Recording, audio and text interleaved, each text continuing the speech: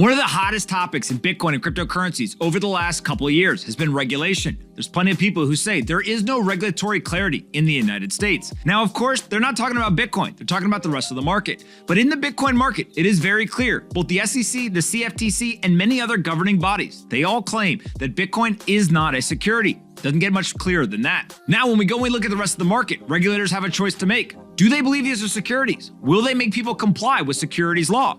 Or are they going to label them as non-securities and allow people to continue on the path that they currently are? I don't have a crystal ball. I don't know the answer. But what I do know is that there is very clear regulatory guidance when it comes to Bitcoin, that it is not a security.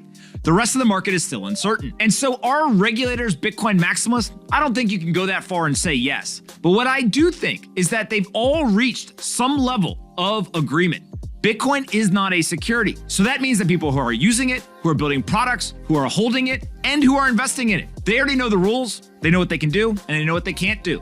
But the rest of the market, that uncertainty, it gives pause for investors. Are they investing in unregulated securities or are they not? Time will tell, and regulators eventually will give guidance.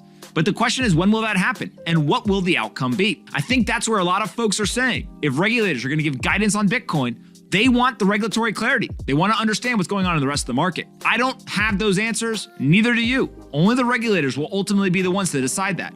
But what I do know is that the clearest part of the market, the part that everyone agrees on, Bitcoin's not a security. And so whether you think that makes regulators Bitcoin maximalists or not, doesn't really matter.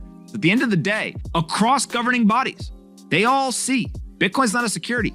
And that means if there's clarity, it's the green light for investors, entrepreneurs, and individuals to all start to build around that asset. That's exactly why you're seeing Bitcoin, hash rate all-time high, Lightning Network capacity all-time high, and many other metrics continuing to grow up and to the right. Bitcoin has clarity.